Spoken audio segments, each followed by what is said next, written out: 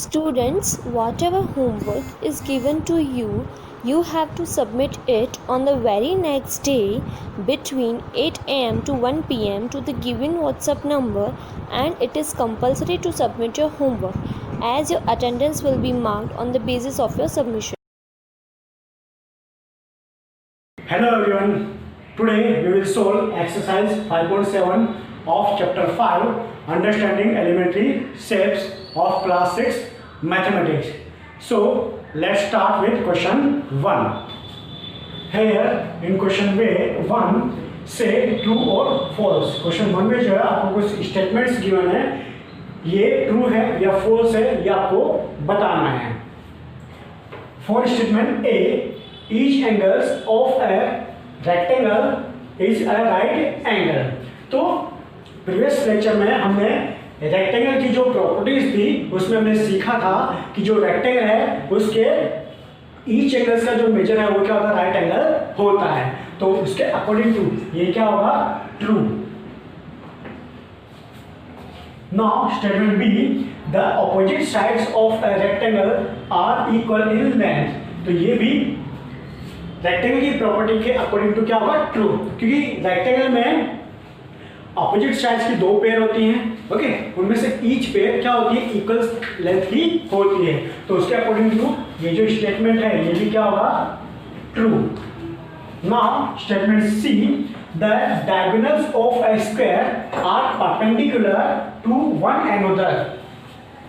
तो ये भी स्क्वायर की प्रॉपर्टी के अकॉर्डिंग टू क्या होगा, ट्रू होगा. क्योंकि स्क्वायर की प्रॉपर्टी में हमने देखा था उसके जो डायगोनल्स होते हैं वे एक दूसरे को क्या करते हैं, 90 डिग्री एंगल पर इंटरसेक्ट करते हैं, मींस वे एक दूसरे के परपेंडिकुलर होते हैं. तो इसके अकॉर्डिंग टू ये जो स्टेटमेंट है आपका ये भी क्या होगा, ट्रू होगा.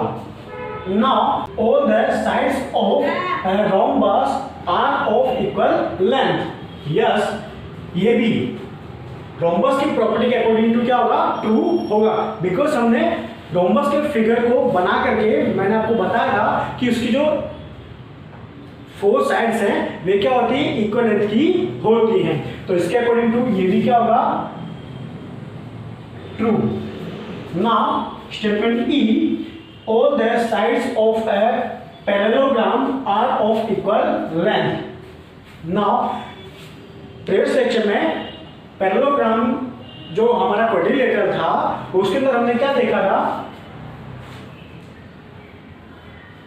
इसकी ये साइड और ये साइड पैरेलल और इक्वल मेजर की थी, ओके, और ये साइड और ये साइड ये भी इक्वल मेजर की थी, ओके.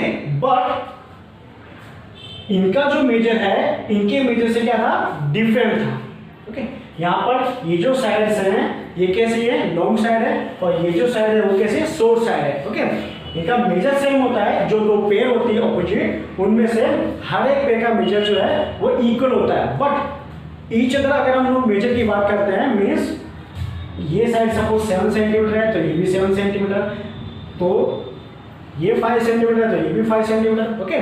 बट यहाँ पे क्या बोला गया आपको, ऑल द साइड्स. बट यहाँ पर तो क्या है, ऑपोजिट साइड्स के 2 पेयर्स हैं और उनमें से 1 पेयर क्या है, इक्वल मेजर का है, ओके. तो इसके अकॉर्डिंग टू ये जो स्टेटमेंट है ये क्या होगा, false. Now statement F, the opposite sides of a trapezium are parallel. तो इसे भी ट्रेपेजियम की प्रॉपर्टी में हमने पढ़ा था, कुछ इस तरह का फिगर था. अब इस फिगर को देख करके आपको ख्याल आता होगा कि सिर्फ ये पेज जो है, ओनली 1 पेज जो है वो क्या है, पैरेलल है. बट यहाँ पर क्या बोला है, the opposite sides of a trapezium are parallel.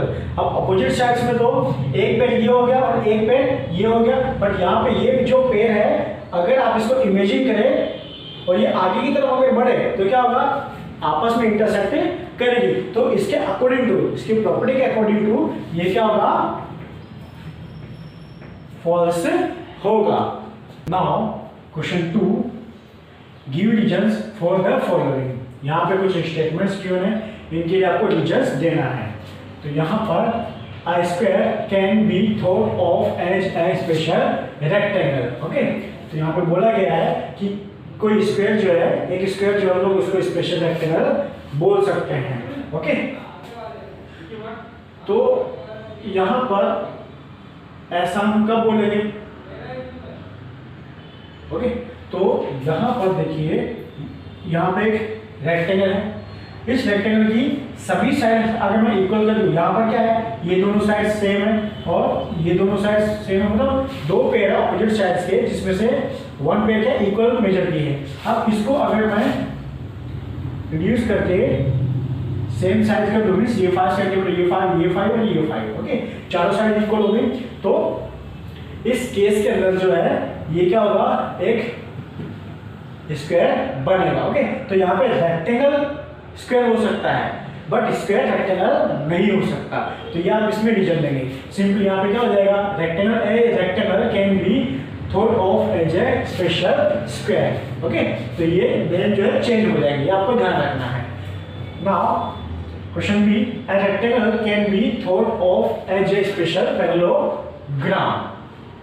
Okay, rectangle को हम लोग स्पेशल पैरेललोग्राम बोल सकते हैं क्या? ठीक है, तो यहाँ पर इस तरह से कुछ फिगर है पैरेललोग्राम का. ओके, तो यहाँ पर ये जो पैरेललोग्राम है, इसके ये जो एंगल्स है, अगर इनको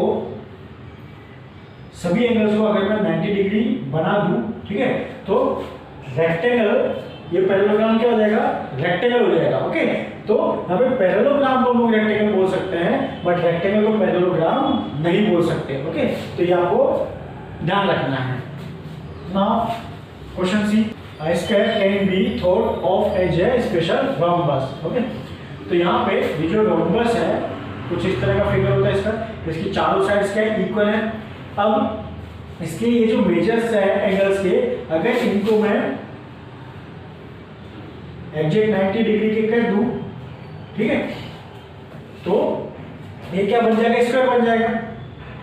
तो यहाँ पर स्क्वायर को हम लोग रोम्बस बोल सकते हैं बट एवरी रोम्बस जो होता है उसको हम लोग स्क्वायर नहीं बोल सकते.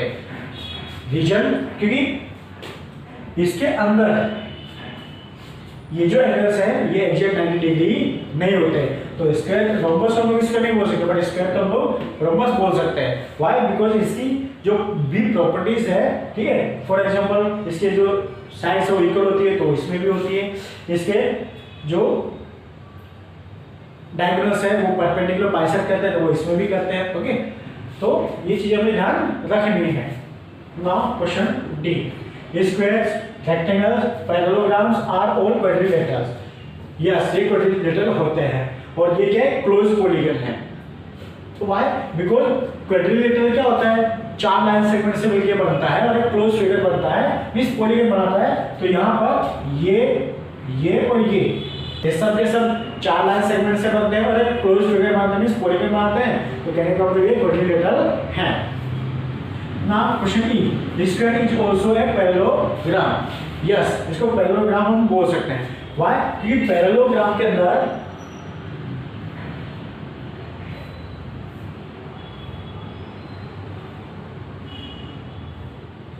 ये पेयर और ये पेयर जो है क्या होती है, पैरेलल होती है. इसी तरह से ये पेयर जो है क्या होती है, पैरेलल होती है. तो सेम थिंग स्क्वायर में भी होता है. जैसे ये पेयर और ये पेयर पैरेलल हुई और ये पेयर और ये पेयर पैरेलल हुई, तो स्क्वायर को हम पैरेललोग्राम बोल सकते हैं.